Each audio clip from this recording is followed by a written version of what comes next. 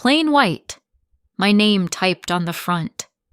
Return address from a law firm I'd never heard of. I didn't open it right away. I just stood there. I already knew something was wrong. This is my inheritance revenge story. It was a formal legal notice. My father had updated his will 6 weeks before he died. The entire estate, the house, the investment accounts, everything had been left to my brother Marcus. My name wasn't mentioned once. The estate was worth roughly $380,000. The house alone appraised at $240,000. My father had told me directly, more than once, that he planned to split everything equally between us. I had no reason to think that had changed. The notice gave me 30 days to respond if I intended to contest. My father had been sick for 2 years. Lung disease, slow progression. He'd moved in with Marcus and his wife about 18 months before he passed. I lived 4 hours away. I drove up every few weeks, called twice a week. I never thought Marcus and I were competing. The will had been signed 9 weeks before my father died. At that point, he was on oxygen full-time and on a heavy pain management regimen. I hadn't known he'd seen an attorney. I hadn't known anything had changed.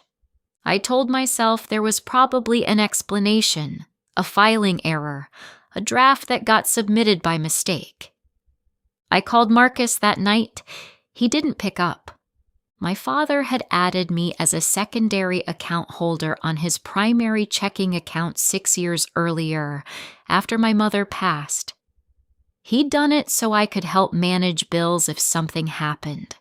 I still had that access. I logged in.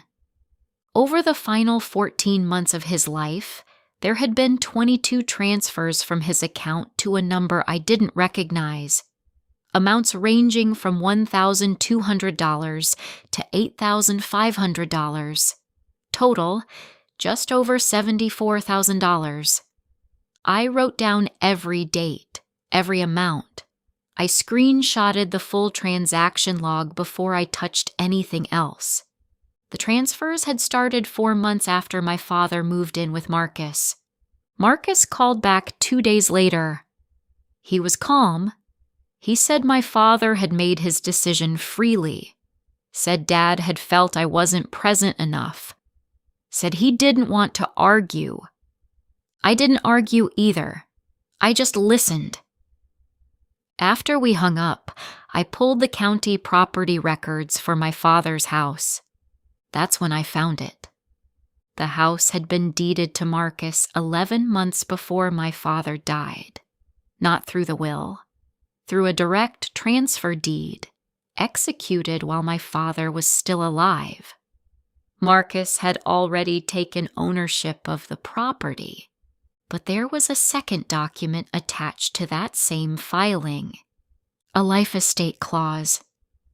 My father had retained the right to live in the house until his death, and the life estate document listed 2 parties responsible for managing the property during that period: Marcus and me.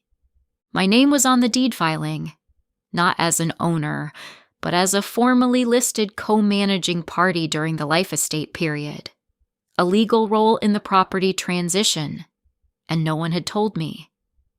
I stared at my name on that page for a long time. I didn't call Marcus again. I printed the deed. I printed the full transaction log. I pulled the original will my father had filed 8 years earlier through the county probate records, the one splitting everything equally. Then I requested my father's medical records from the final year of his life. I had healthcare proxy authorization. I'd held it for 3 years. Marcus didn't know that. His physician notes from the month the new will was signed documented significant cognitive fluctuation tied to his medication levels. The attending had flagged it twice. There were notes recommending that major decisions be postponed until his dosage was stabilized. The will had been signed inside that window. They forgot I had healthcare proxy documentation. That gave me access to records Marcus assumed no one could pull. And those records placed a direct legal question over whether my father had the capacity to execute a binding document at the time of signing. I contacted a probate attorney the next morning. She reviewed everything within a week. The $74,000 in transfers, the timing of the will change, and the medical capacity documentation gave us grounds to file a formal contest.